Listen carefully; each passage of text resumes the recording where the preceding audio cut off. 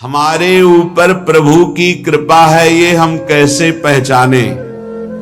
ये 8 लक्षण प्रकट होने लगते हैं जिसके ऊपर प्रभु की कृपा होती है। हमारे ऊपर प्रभु की कृपा है, ये हम कैसे पहचाने?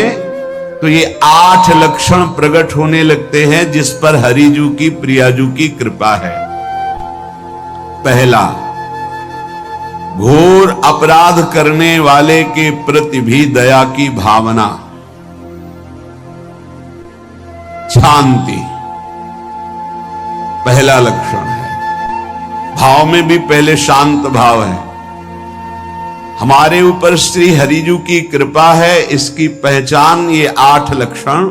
पहला, शांति, अर्थात घोर अपराधी के प्रति भी गुस्सा ना क्षमा करना, ये हरि की कृपा का लक्षण है। देख लो भाई, घोर अपराधी शब्द तो जाने दो, जरा सा प्रतिकूल हो जाए तो लाख समझाओ पर भ्रकुटी तनी रहती है।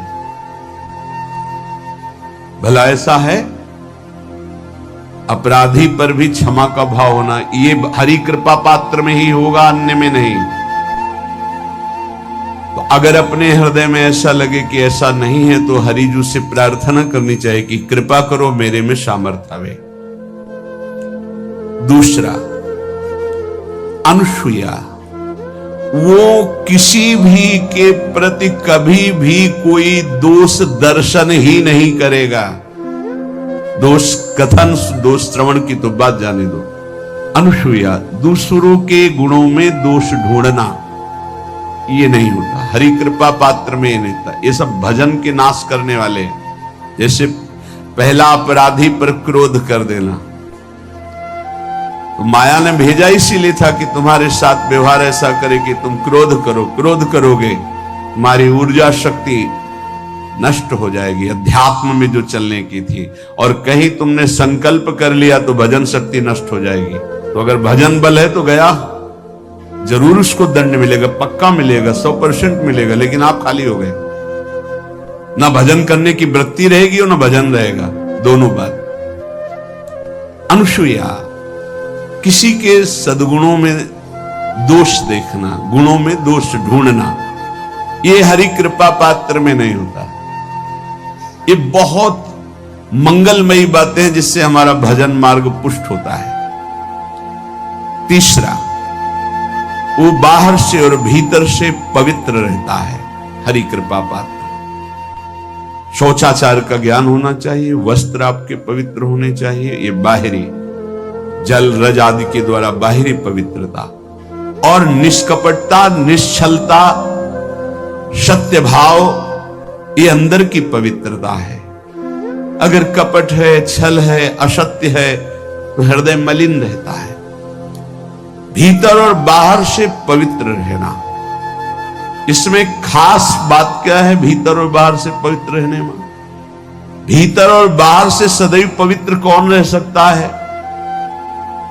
तो बोले, जो पुंडरीकाक्ष भगवान श्री हरि का प्रियाजू का स्मरण करता रहता है, वो शवाभ्यंतर शुचि, वो बाह्य और अभ्यंतर दोनों से पावन रहता है। तीसरी जो कृपा का लक्षण है, अर्थात वो सदैव भगवत चिंतन परायण, शौचाचार का पालन करने वाला, बाहर और भीतर से हरि कृपा पात्र पवित्र रहता है। चौथा, ऐसे कार्यों का अनुष्ठान न करे जिनमें हमारा भजन छूटता है, जिनमें सत्य छूटता है, जिनमें भगवत भाव छूटता है।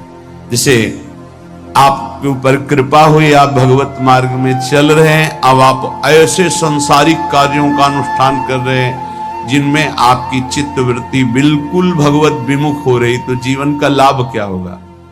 लाभ तो है भगवत स्मरण सहित।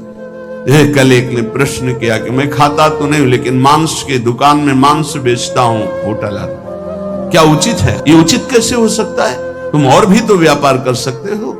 जरूरी है धर्म का पालन करने की इच्छा करते हो, धर्माचरण करते हो, ऐसा नहीं। तो विरत बहुकर्मा, उन कर्मों से हमें विरत रहना है जो हमारे धर्म के विरुद्ध है, जो भजन के विरुद्ध है। हरि कृपा पात्र ऐसे कर्मों का अनुष्ठान कर ही नहीं सकता। अपने भजन का फल देखना भगवत कृपा पात्र के सबको प्रदान कर देना। हिम्मत है? अपने भजन, इतनी मेहनत से किया हुआ भजन, भजन होने के बाद हे प्रभु इस भजन का फल हो, सर्वे भवन्तु सुखिना सर्वे सन्तु निरामयः। यहां तो कहते महाराज एक माला रोज आपके लिए करता हूं कि आपकी बीमारी ठीक रहे, तो शेष किसके लिए करते हो प्रभु? शेष है अगर इष्ट और गुरु के लिए। वीडियो को स्किप ना करें, वीडियो को पूरा देखें। राधे राधे। तुम्हारा है कि एक माला करते तो फिर इतनी माला करते तो हमें क्या होगा? सब आपको दे देंगे तो हमें क्या होगा? तभी भजन का रहस्य नहीं जाना। छठवां, अपने भजन से अपने लिए कुछ भी ना चाहना और दूसरों की तो बात जाने दो। दूसरों से कुछ ना चाहना ये तो ठीक है, अपने भजन से अपने लिए कुछ ना चाहना है हिम्मत। देखो ये हरि कृपा पात्र में हिम्मत होती है। अपना भजन अपने प्रयोग में ना लाना, इसका भी आंतरिक रहस्य है।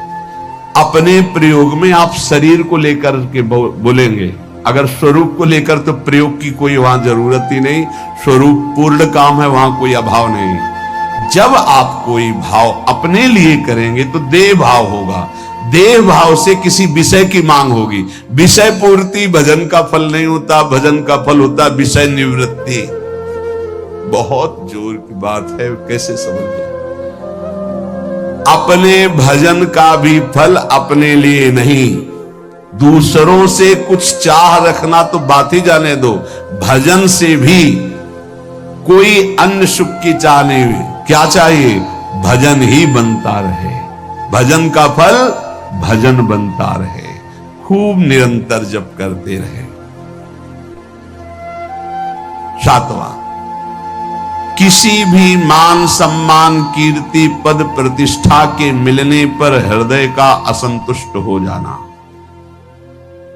यह हरि कृपा पात्र का लक्षण होता है। प्रणाम नमस्कार जय हो तो हृदय में असंतुष्ट हो जाना चाहिए। कोई किंचन मात्र अभिमान न उदय हो जाए। प्रभु बचाओ, ये माया की चकाचौंध से बचा लो नाथ। कौन सा अपराध बन गया कि आपकी जय की जगह यहां हमको ऐसा सुनना पड़े। मान प्रतिष्ठा कीर्ति जिसके लिए बड़े बड़े लालायित रहते, हरि कृपा पात्र को विष की तरह चुभती है। और आठवां, किसी भी प्राणी समुदाय से संबंध ना रखते हुए सब पर दया की भावना, सब पर कृपा की भावना, सब पर करुणा मैत्री पर किसी से ममता नहीं। ये सूत्र बहुत व्यवहार में प्रयोग करने योग्य है। सबसे करुणा और मैत्री पर किसी से ममता नहीं। करुणा तो करी भरत जी ने, मैत्री भी की मृग से, पर ममता रहित नहीं रहे। ममता कर ली तो अगला जन्म हिरण का हो गया। ममता नहीं रखी। निर्ममो निरहंकारा, करुणा मैत्री तो करनी है, जैसे इसमें आदेश है, गीता में जी आदेश है, अद्वेष्टा सर्वभूतान मैत्र करुण एवच, पर निर्ममो निरहंकारा, ये साधक की चतुरता है। प्राण मात्र पर दया कृपा करुणा मैत्री, पर ममता नहीं। ममता किसी से, और यहां करुणा मैत्री ये तो गायब हो गई, केवल ममता रह गई है। अपने शरीर से ममता, शरीर संबंधियों से ममता, विषय भोगों से ममता, यही जहर है।